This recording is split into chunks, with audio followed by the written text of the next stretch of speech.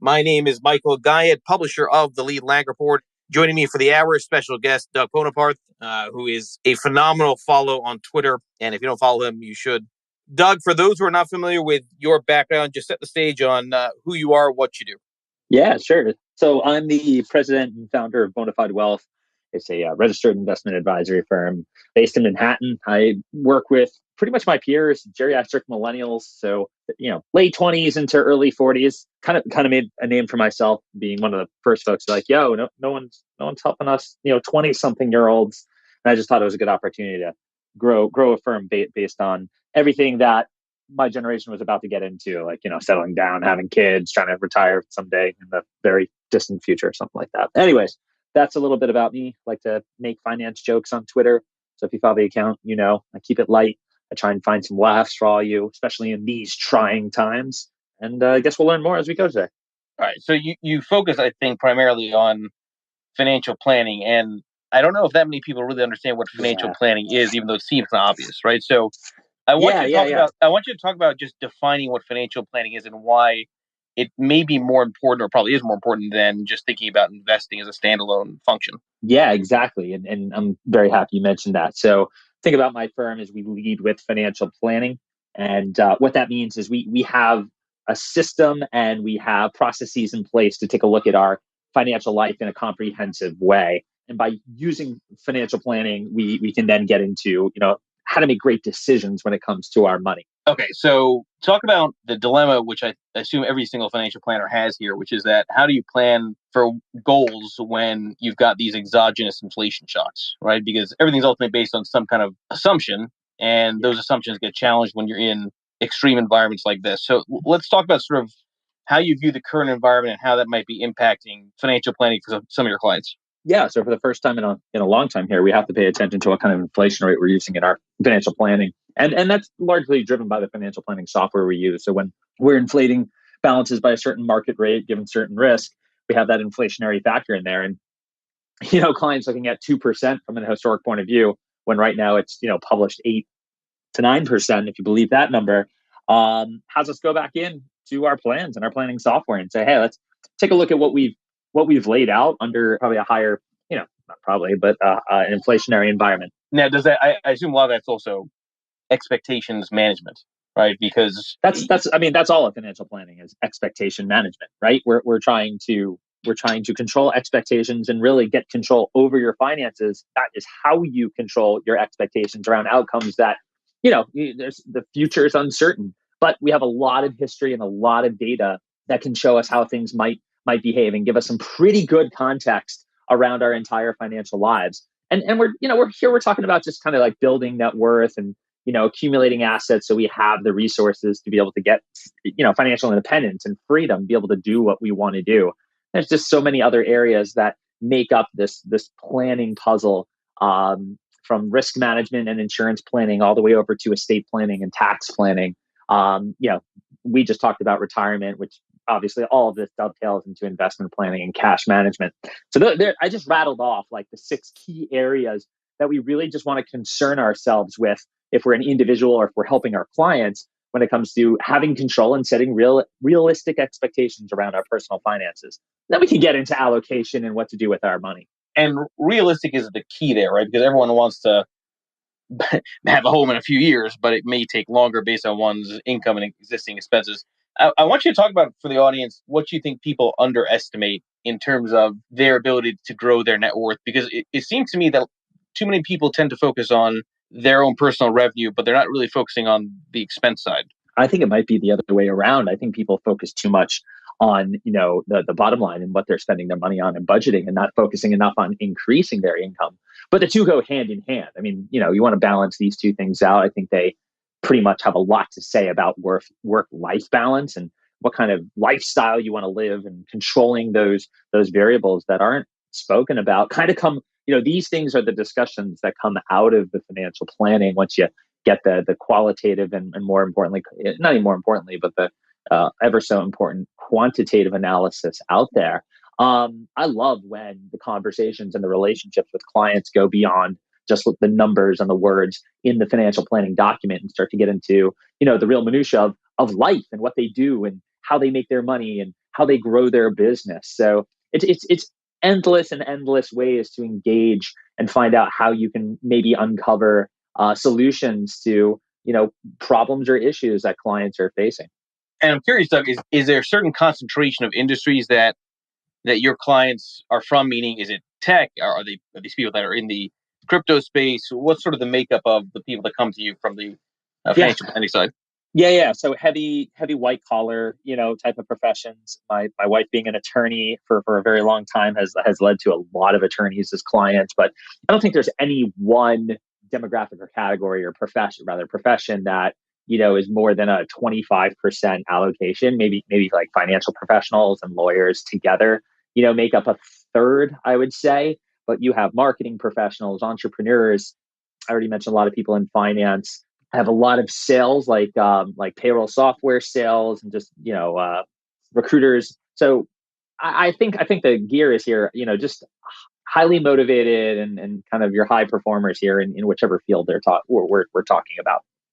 No, that makes sense. Okay, so you use the word relationships, and relationships are critical to any investment advisor, financial planning firm, because that's how you can ultimately help people not react off of volatility. So, given the way that markets have acted this year, talk to the audience a little bit about how some of your clients have been reacting to volatility and these concerns around inflation, because I think communication is ultimately a real thing that people need to consider when they choose whoever they can go with for financial planning or investing in general. Yeah, I think that's an awesome question. And so much of this just has to do with communication. And what's so great about the era that we live in today and being very in tune to technology and all that it provides is all the ways you get to communicate to clients, whether it's through our newsletter, whether I have the good fortune of doing a lot of media. So I get to go on TV and be in a lot of articles. So I've come up, and this is all by design, but I'm fortunate to have all of these resources that I create myself through content, either first party, third party,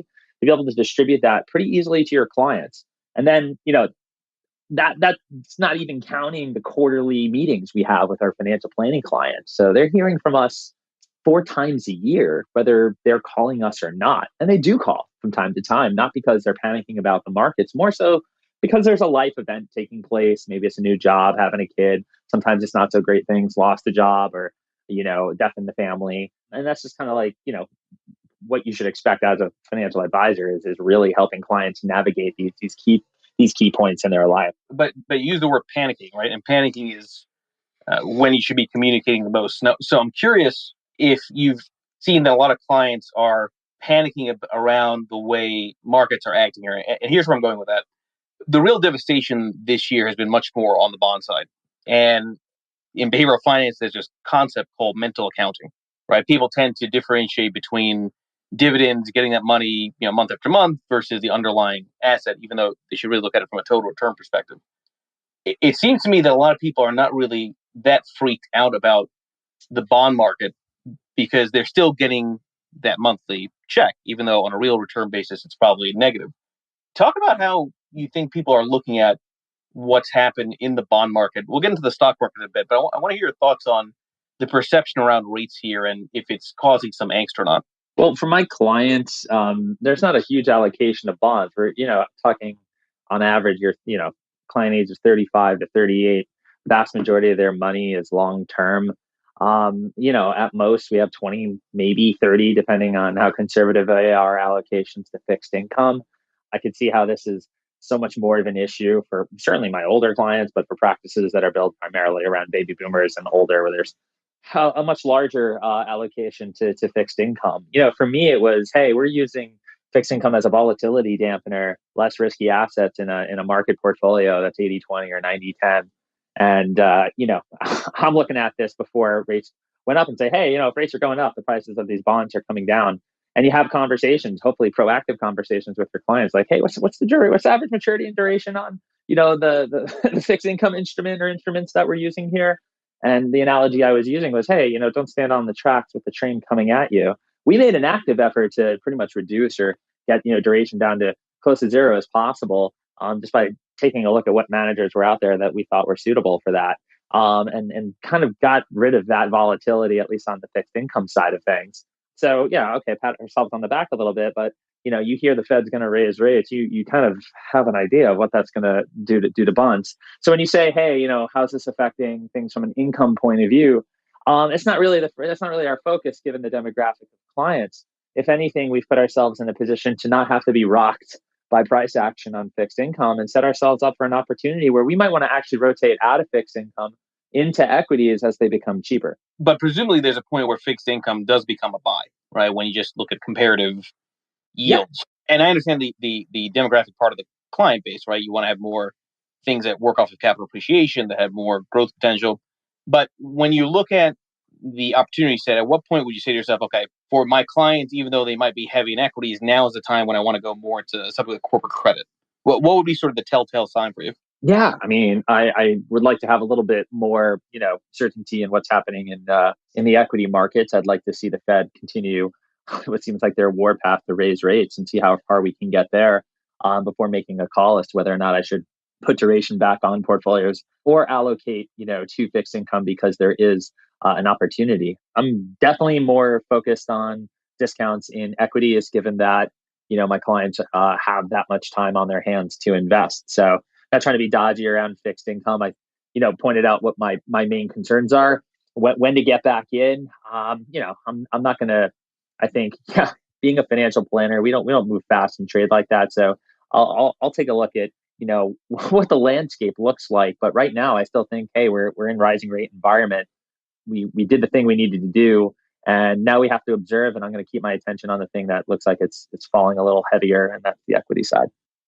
Okay, so that's a good transition to what do you see that's happening here that might be appealing from a very longer term perspective? So fine, we agree that we're in a bear market. We may be or may not be in a recession. There are some things that have probably already overshot beyond the headline averages because there's been a lot of Mm-hmm. deterioration right underneath the surface.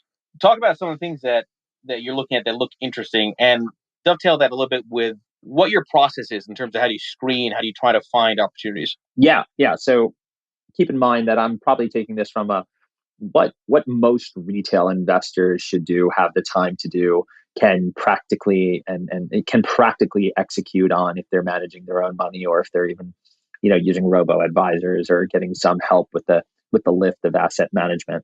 My process for opportunity is I think in 2020 I use like a baseball and like rounding the bases analogy here.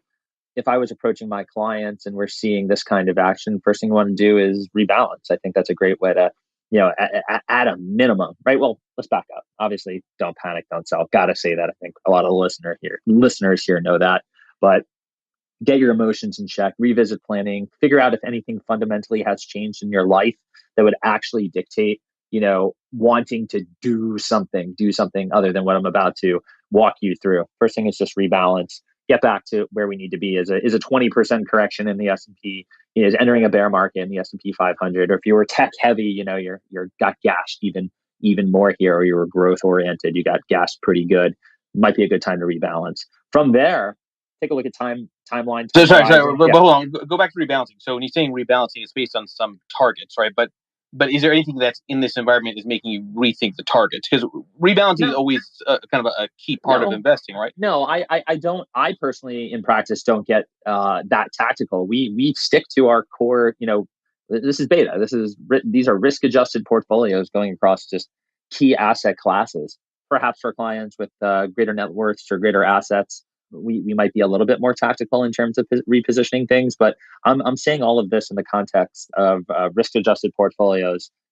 From aggressive down to conservative. You're 100% 80/20, 60/40, and flip it around, right?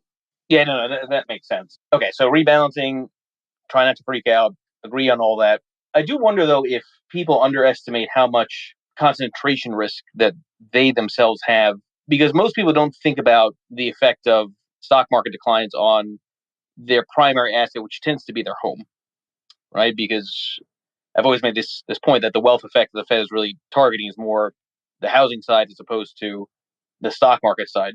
For clients that are heavily either invested in real estate or are primarily focused on paying off their mortgages, how do you get them to think about risk, right? Because it's not clear to me again that people understand that all these things are largely correlated. So if you want to diversify, how do you probably do that when housing is a big component of what one's net worth is. That's a really, really good point. And, this is my take when it comes to, so two things, your primary residence versus, real estate you might own as investment opportunities and income opportunities.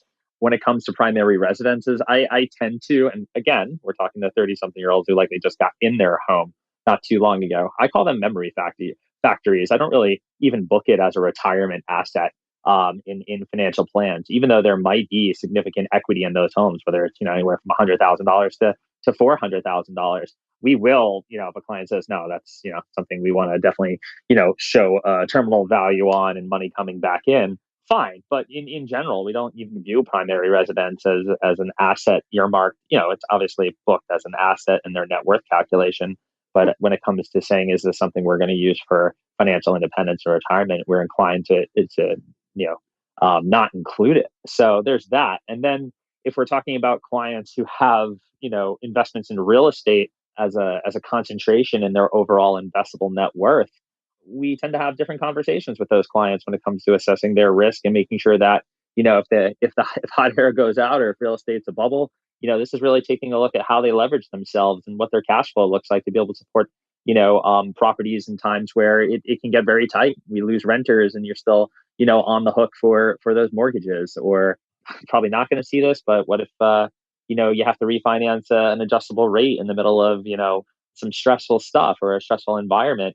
That's what comes immediately to mind. I'm just like kind of doing some mental thinking, like who in the practice might I need to have that conversation with? But I don't really think there's much. So that's how I view those two different things within real estate. Again, primary residence versus investment properties that you might have. And by the way, those investment properties certainly would, from an income and appreciation perspective, factor into the retirement planning that we do for clients. So again, I named the space trading bear markets, right? And maybe trading is not the right word given the kind No, of no, longer term focus, but I think it's fine. I think it's fine given look, I'll finish kind of like, I didn't mean to cut you off there, but rounding the bases here, you can't just leave it as simple as, hey, just rebalance your portfolio and call that trading your port. Yeah, I mean, we probably don't trade, but how to deal with your portfolio in a bear market. I mean, I think step one is simply getting back to whatever neutral position, whatever your default position there is. But then to take it further, there's a couple other things you can do here. The one I think both, which I think are tough to do for retail investors, and that's say, okay, there's enough opportunity, there's enough blood out there where I'm actually going to become more risk on, and whether that's sacrificing exposure to fixed income into equities, whether that's 80-20 up to 90-10, just to use some nice round examples, or I'm going to become more risk on with the particular equities that I have, or that with the bonds. And then, rounding the base here before we head home is, do we have cash? How well did we plan out liquidity and, our cash reserve? Because that's there not just for everyone calls them emergency funds. It's a cash reserve. It's there for emergencies and opportunities. And we want to be poised in this environment to say, hey, if we feel comfortable in our lives, our jobs, our health, family, and things like that, and yeah, I know in my practice I've always been a little overweight and a little heavy on the cash reserve side of things, multiples beyond the 3 to 6 months of living expenses. So my client, and that was deliberate, so we can be in these situations and say, hey, can we shed 3 months of living expenses? By the way, not great to be in cash right now, of course. Can we shed 3 months of living expenses so we don't get an inflation bite on this cash that we've been holding, but more importantly, target discounted shit that's on sale that we know we want to buy and hold on to for the long term. And I think it's there. I think if you can get a client, to manage their emotions and feel in control enough when things are wild in the markets to make that decision and know it's going to benefit them long term, I think you're probably an amazing financial advisor, and I probably think you have amazing clients that were able to, take advantage of that opportunity. And I think this setup is hard to do for most people. I really do think that. I mean, just doing these things right and being consistent with them is super, super tough. And that's what we spend our time, helping them through in hopes they get there. At the end of the day, we hope they don't sell and make very bad mistakes, but it's getting people and leading them to the opportunities and making those decisions for themselves. That's incredibly difficult. And I think great financial advisors have figured out over long periods of time and really good relationships how to do that with their clients. Cash buffer point's an important one, right? Because I always make this point that drawdowns don't matter unless you actually need the capital. If you're really going to be an investor, you got to be longer term, and who cares about a drawdown in the here and now as long as you can pay off whatever expenses and bills you have coming, you can ride it out, right? So on that point, and for those that are not looking for a financial planner, what would you suggest that people do to sort of understand not only the importance of that, but actually figure out how much capital they should just not invest in market? Because the narrative for the last decade has been very simple, right? You don't make any money in a savings account. We're all forced to take money and put it into markets, and for everybody that worked right for a period of time there, but maybe Yeah. not anymore.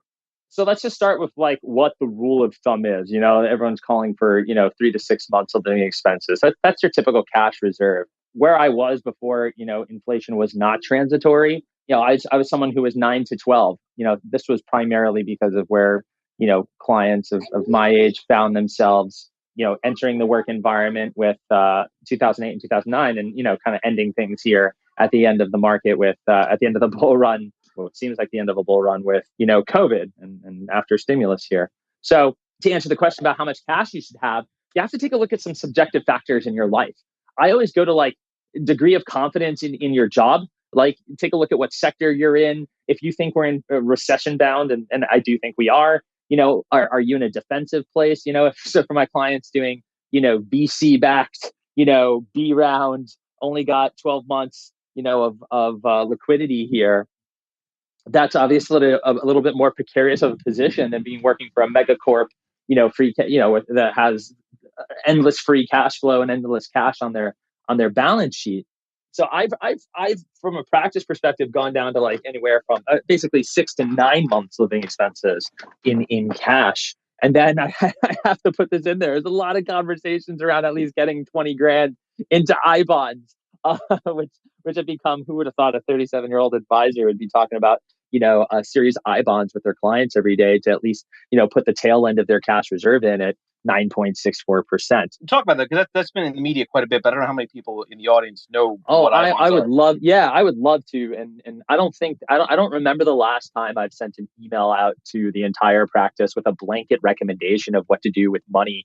Just not what we do. We're a little bit more individualized, but here's one that's coming up, which is introducing them to Series I bonds, which are issued by the Treasury departments. These are savings bonds. They're 30-year savings bonds. They have two components that make up their interest rate. They have a fixed rate, and then they have a component that's variable, and that variable rate is tied to inflation, basically an inflationary index. And because inflation's been out of control, the yield or the coupon on these 30-year bonds just stepped up to 9.64%, I believe, and that rate gets adjusted every 6 months, and it just got adjusted in the beginning of May. So you can purchase directly from the Treasury $10,000 electronically per person, Series I bonds that are yielding 9.64% and get adjusted every 6 months. So, real note about that, or a quick note about that. If you think inflation is going to be the same or higher 6 months from now, then you can assume that this bond is going to stay the same, if not go higher from what it's yielding. If you think it is going to cool off, we're going to come back down in 6 months. Look, it's obviously risk free, backed by full faith and credit of the United States government. Here are the caveats. Probably like, wow, 9.64%. What's the catch? Well, you got to hold it. It's a 30-year bond. You have to hold it for 1 year before you're even in a position to redeem it. So you hold this bond for 1 year. You'll clip, 9.64 for for 6 months, or basically till November, another 6 months. You can redeem it. And if you do redeem the bond, you're going to give back 3 months of interest. So just to recap, 30-year savings bond earning 9.64%, adjusts every 6 months to an inflation index, and you got to give back 3 months of interest if you redeem it after 1 year, but before 5. So you get an option as to whether or not you want to continue holding this thing, after 1 year, depending on where inflation is. Again, you can't buy a lot of, you can only do $10,000 a year electronically per tax ID. So if you have a business, you can actually do it in your businesses too. So if your wife, your kids, and an LLC, that's 50 grand. You can get into Series I bonds right now at 9.64%. So I think that's a little better than 0.65% in your high yield savings account. That's why you get paid the big bucks. That kind of math is is the key. All right, so I want to pivot a little bit to a discussion around the media because Sorry, Michael, yeah, real please, quick. please. State tax. So some other things I left out. State tax free. So you got to pay federal income tax on it, but no state tax on the income from those bonds. And sorry, the last thing I want to say is you can get another 5,000 in paper form, but I think you can only do that when you're filing your taxes. So that doesn't seem real practical. I did this. I did this for my wife and myself last week. Went to treasurydirect.gov. Read the FAQs, guys. Not investment advice, but go check out iBonds for a portion of your cash reserve to get some sweet yield. Okay, so going to the media for a bit here. So I have to assume, Doug, and correct me if I'm wrong, that a lot of your clients are also getting their news from the CNBCs of the world and the Bloombergs of the world, and a lot of that stuff in the media is often not really that helpful, and maybe causes sort of a undue amount of fear and desire to act when really you shouldn't.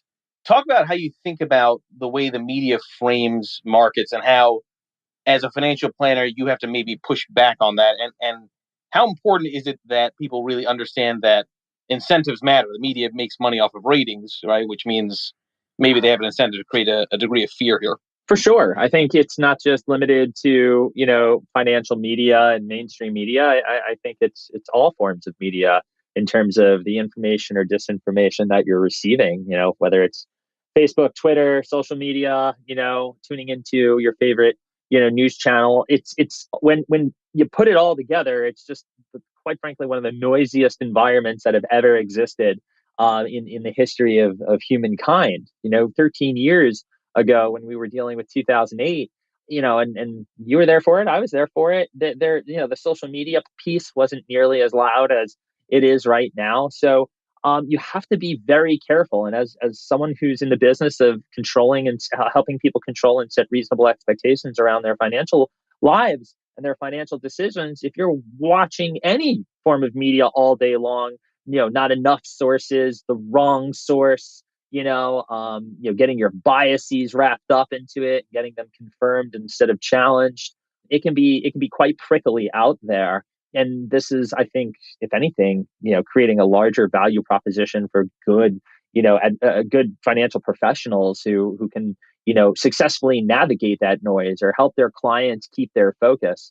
The good news is, like, again, it's all premeditated from what I started the business as to why I wanted to work with my demographic is simply because I knew we would probably be crazy busy, with our careers and chasing kids around, where I have this really nice luxury where they don't check their accounts every day. They're really disciplined at making sure they come to their client meetings and having conversations that actually do give them a sense of control and hopefully an objective take as to what's going on around them. But I'm not, dude. I mean, the news is the worst it's ever been, no matter where you're getting that. So you got to have your wits about you here in terms of what you're disseminating and putting into action.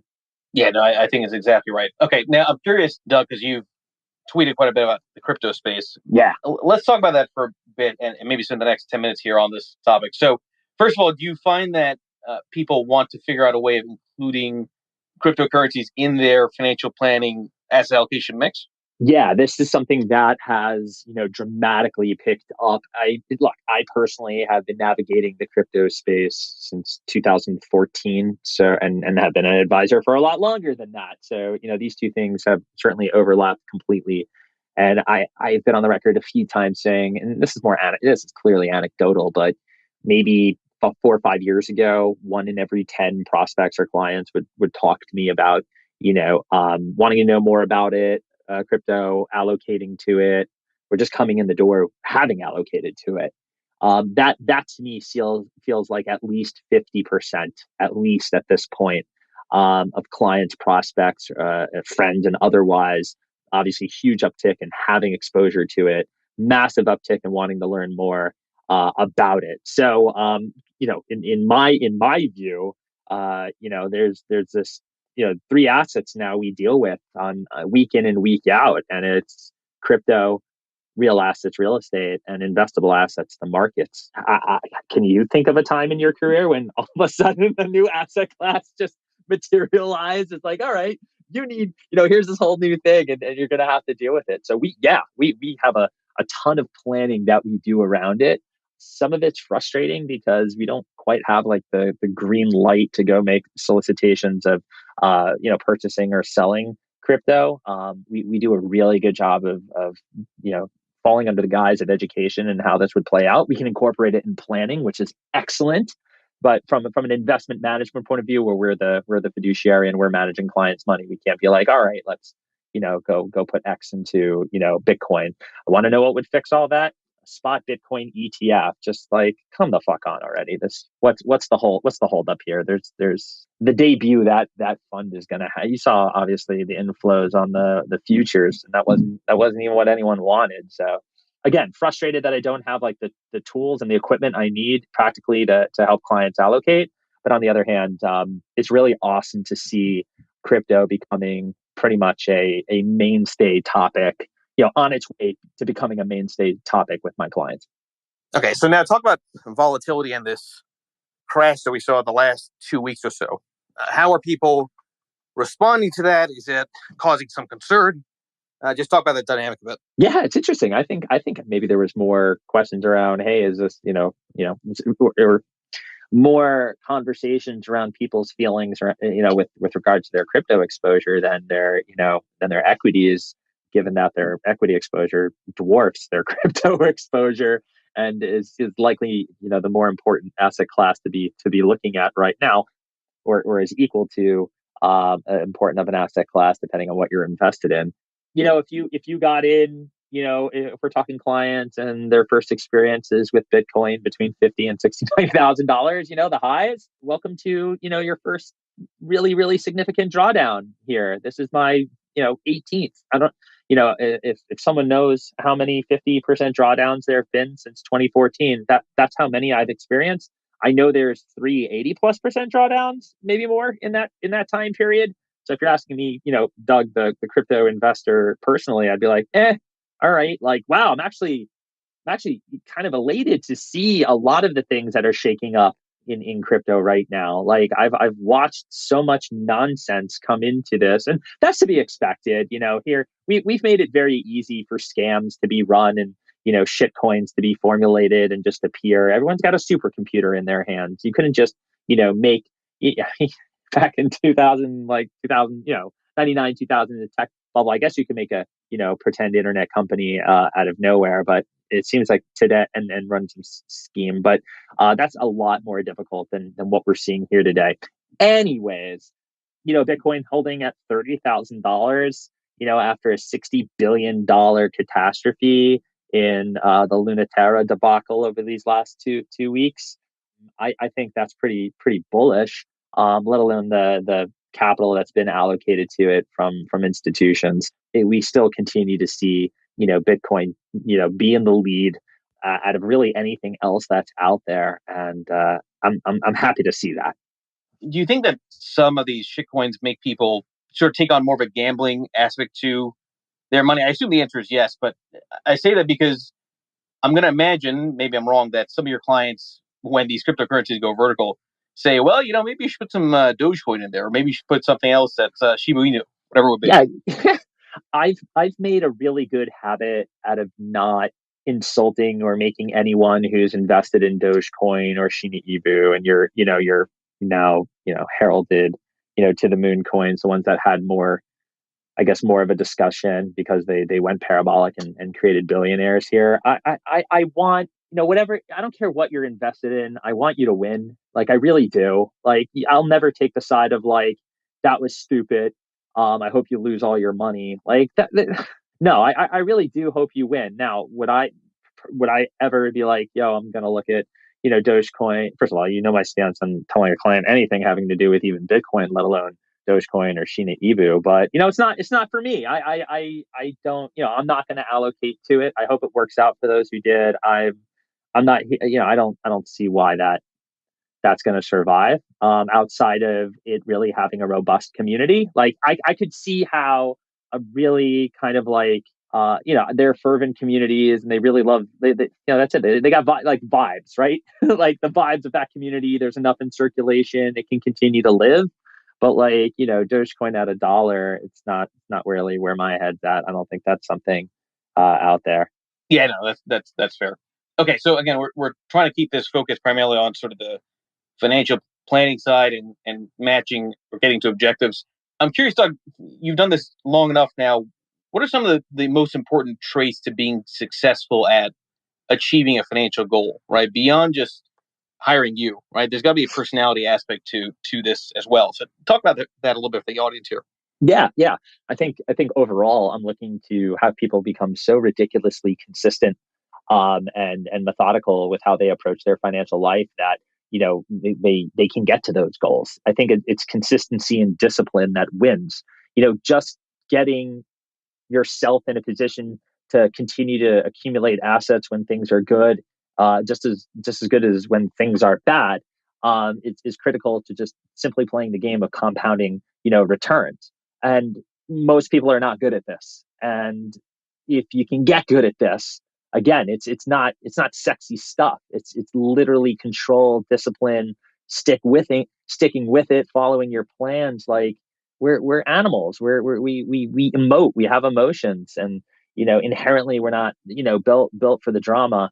So if you get really good at that, you really increase the probability that you will win the game, that you will win the investment game, and you will be able to keep your head down, and work hard and produce. That you can get through the times where things really suck, like losing your job, or there's an emergency expense that drains liquidity, but you're still in the game, right? So like the good planning, the good discipline, it keeps you in the game. It keeps you compounding. It keeps you focused on all the things that you need to do consistently to get to the goal. That's it. It's conditioning.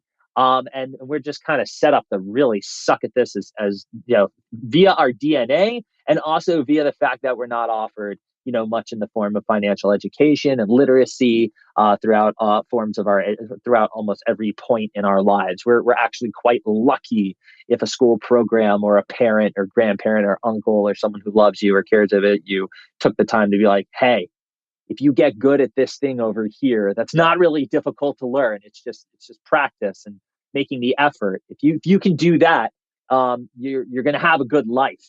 Like that's what it's really about. And it's easy for me to say these things. It's very hard for people, and even myself sometimes, to be ridiculously consistent about their financial behaviors.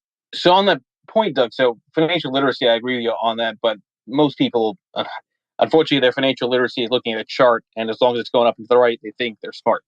Talk about how you recommend people should self-educate, right? Because a lot of this business of risk management has a lot to do with actually spending the time and understanding what risk is. I think understanding what risk is understanding what you want for yourself, and asking deep personal questions that require, self-awareness and honesty about yourself. When you don't know what direction you're heading in, or what it is that you want for yourself, what kind of lifestyle you need to live or want to support or enjoy, when you don't know these things, or ask yourself these things and come up with reasonable answers or practical answers to them, how are you then able to allocate or take on investment risk? You really don't have a North Star. And it begins with those pieces. This is why leading with financial planning. This is why being a financial planning first professional and looking at investment management as a very crucial and critical piece to it. It's just one area of the 6 areas we talked about that make up financial planning. But it's why we lead with this, is so we can be successful, at the implementation of where to allocate. It sounds, some people are like, oh, that's a lot of fluff. It's not. It's not. I think people who say that just likely didn't take a second to sit down and ask themselves what they want for themselves. What do you want? I want to make sick bank, bro. Like, get out of here. It's not a goal. All right, and again, everybody that's here should make sure you follow Doug. His tweets are phenomenal. Now, let's focus a little bit on the tweets here, because you've got some hilarious stuff out there, and we talked about process a little bit. What the hell is your process, man, with with getting these phenomenal tweets out? Because I laugh every time I read one, and personally, I think it's, maybe as a separate discussion, interesting to think about how do you monetize off of that. Because at the end of the day, everybody wants to make money. You want to try to get your followers to be leads, presumably as well, right? So talk about sort of that interesting aspect of, that's how you go viral, right? But at the same time, you want to be taken seriously. Yeah, this is my biggest concern before heading down the road of shit poster extraordinaire, and really how to you know play the financial meme game and financial humor, thing correctly, because you can you can go down some wrong paths there. You can get some really hard learning lessons. You can be straight up canceled for just taking humor the wrong way here. My goal overall is to provide a couple of things. One, some comedic relief and a way for people to take a step back. Look, finance in general, and this is financial Twitter, so finance in general is pretty boring stuff. Let's be just real about that. We find it awesome. I love it, but for most people, it's not. And there's not a lot of it can get very stressful. We're in one of those moments and stressful times. I find my humor hits and harder, and my engagement's even greater on the downstroke rather than the upstroke. There's also more news and headlines and things to play off of when you're thinking about comedic writing and timing and stuff like that. So it's also follow the rule of like not making fun of. I try not to make fun of individuals and people. I make fun of myself. I try and be that the investor that got hurt, and that way people laugh at you and they don't feel like you're laughing at them. Is usually a really, really great way to navigate all of that. And what I do is I find the theme or the narrative or the headline that's happening, in the financial world, and I try and either flip it upside down or do a misdirect where like, hey, let's look at what this is. What if it was the exact opposite? There's usually comedic gold in that. Sometimes they're just shit posts, and they could be about something that happened in my life, or my wife has done a great job of making fun of me and me retaliating against her and getting some kind of comedic duo shtick there. It's just a lot of fun. I just figured it out, obviously knowing there's formats, there's being up to speed on memes that are relevant today versus old ones. It does take a little bit of effort to keep on top of that. Nothing perusing. Look, I'm an internet junkie, so like I'm always scrolling through Reddit and various parts of Instagram and seeing what the cool kids are posting. So I have pretty good understanding of the formats that hit, and can see where the narratives go and what's on people's mind very easily. It's just something I'm good at, and I love humor and I love wit. So I've just been able to take all of those things together and put it out there. Also, I saw a trend growing, on financial Twitter, if you will. There's no shortage of parody accounts and friends who do similar jokes and stuff like that. Do it under anonymous accounts, and they can go in directions I would never go in, because look, to how you led the question, I have to balance being a professional and being funny, and that's that's no easy thing to do here. A colleague of mine who I respect said, "You're like the Will Smith of the place here. It's like you don't curse." I try. It's weird in real life, a lot of cursing, but on Twitter, I actually keep it pretty clean. And then the second part was, well, what do I do to like monetize all of this? I never really went into it thinking that I needed a coping mechanism in March of 2020, and I just started, providing the comedic relief, and now there's this big audience that expects at least something funny out of me on a daily basis, which isn't easy, but it does result in leads. To your point, I'll get to the end of a prospect meeting and they'll say like, "Hey, I love your Twitter feed," and like unbeknownst to me, that's how they either got to me or they were following the entire time. It's been responsible for quite a for a decent group of clients over the last 2 years. That was never the purpose. But it's a good indication that if you're getting new business as a professional based on your shit posts and jokes on Twitter, you're probably doing something right. Now, having said all that, you go look at the bona fides, you go look at my credentials. Yeah, I'll flex a little bit here, but you go look at them. You're like, okay. I don't know what more I'd need to prove on that side of things, whether it's, doing this for 18 years, being very well educated specifically in this space and business, having the academic background, as well as an experiential background and recognition across the industry. I do serve as the Certified Financial Planning Board ambassador for New York. I get to go on TV, do all the media stuff. So I did that first. Keep in mind that was out there first. This guy was a legit professional with credentials before he decided, to make a mockery of himself on Twitter. That's fair. Now, and you got a fairly big Instagram following as well. Again, I encourage people to take a look at that. I'm curious if all this drama with Musk and Twitter concerns you, and I say that because when you have so much of your brand equity on one social media platform, and then somebody or some entity takes it over, there's a risk, right? That Yeah. might impact you negatively, right? And that's part of the reason why I myself am trying to build out the YouTube channel. But Yeah. talk about some of your thoughts on what's going on with Twitter as a company, and if it makes you maybe a little bit nervous that you've got too many eggs in one basket from a social media perspective. Yeah. I've had obviously many of those thoughts over the last, I guess, 4 weeks now with the seems like forever now with Elon and Twitter. Um, there'll be a movie about this, right? Okay. Yeah, I don't see how there couldn't be. Yeah. Yeah. I mean, it's wild stuff. I've had that thought. I've had that thought. Like, oh my god, like, what if this place gets nuked, or it's intolerable, or everyone leaves? Anything, that just makes it, a platform that I don't want to be a part of anymore. Um, I'm working on the same thing you're working on, which is diversification of content, so that you know it is diversified. That risk is reduced and mitigated. Elon is a wild card for all of this.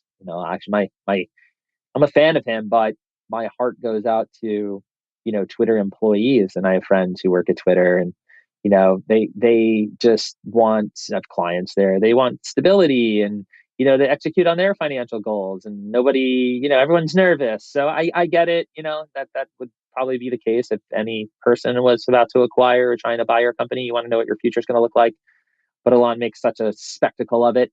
And it's so in your face that I'm sure it makes people that much more nervous. So I don't know. I was talking to a friend too, who's an influencer in the financial space, makes amazing content, and real funny guy. And he's like, I don't know about you, but like, I'm tapped out of talking about this. I actually got, I guess, yeah, I got to be in Vanity Fair for some quotes on Elon Musk and the Twitter deal. So that was kind of cool. Haven't hit Vanity Fair. The wife loved that one. But yeah, it's like, are we numb to this yet? I don't think it's going to continue, isn't it? Yeah, no, and on the content side, I'm curious what your thoughts are on how people should figure out what content to focus on, because there are a lot of these FinTwit influencer gurus who really don't know much, right? But they get a lot of attention and Yeah. preach what argue the wrong thing. So, give some advice to the audience on what they should be looking at in terms of who to follow, what type of content to track that's actually useful. Yeah, that's great. Probably the more useful stuff is the stuff that's not funny. you know, um, there are a lot of people, so for all the grief that we can give media and social media, there are clearly a lot of gems and diamonds out there. I was just reading my friend Sam Rowe's newsletter this morning, and it's fantastic. I always view it as more of a bullish upbeat, but looking for more of the positive stuff, not that there's bias in it. It's just that these are objectively, positive things. These are the green shoots that exist, or still exist. They're amazing newsletters. I mean, there's amazing financial writers in Morgan Housel, who's a great writer, as we all know. And reading his blog posts, all my friends at the Ritholtz crew do a good job.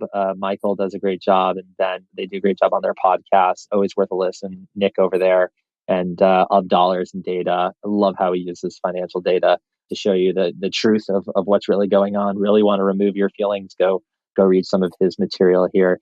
Of course, Michael, you, our lovely host, brings great content to the scene. And I think more the cringe is coming from the TikTok financial influencers more than maybe even Twitter. Not that Twitter is devoid of. Are you on TikTok? I'm just curious. Yeah, as a lurker, like, I have an account. Yeah, I've made a video here and there just to mess around.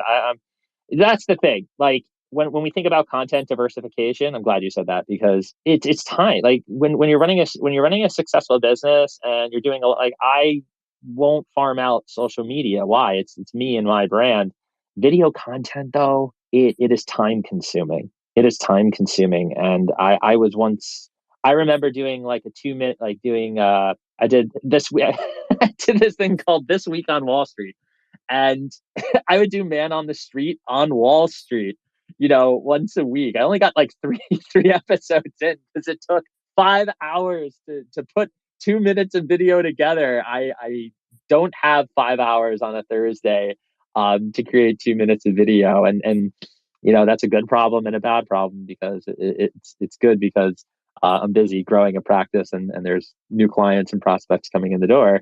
And it's bad because I still want to grow. I still want to do these things. I actually love doing that, and I just don't have the resources. So I'm aggressively working on changing that, making, like to your point, diversification of content more of a more of a priority. Yeah, but to your point, it takes a lot of time. I don't think people really understand how much time it takes to put a YouTube video together, right? I mean, it's Yeah. unbelievable how much time it takes. Yeah. Yeah, and look, you outsource it, right? You get big enough and or make enough money, hopefully doing your job or whatever the main job is, and you can afford to scale it a little bit better by having editors and producers and people that give you hopefully a turnkey production. Part, hey, I'm just going to film it. Can you package this and what I need? So I simply need to upload it. We've had a good experience on podcasting with professionals like that. So it does exist, but if you're starting out, paying X dollars per video might not be in the cards. Doug, I appreciate you spending Sunday afternoon here with me on this. Hopefully your kids are okay with you spending Yeah, time. they got scooped up. They're now not here anymore, so it's worked out real well. No, all good. And everybody, please enjoy the rest of your day. I'm gonna have a bunch of spaces this week as well, including David Rosenberg and several others. So stay tuned for that. And thank everybody. We'll see you next time. Thanks, Doug. Thanks, everyone. Yep, you got it.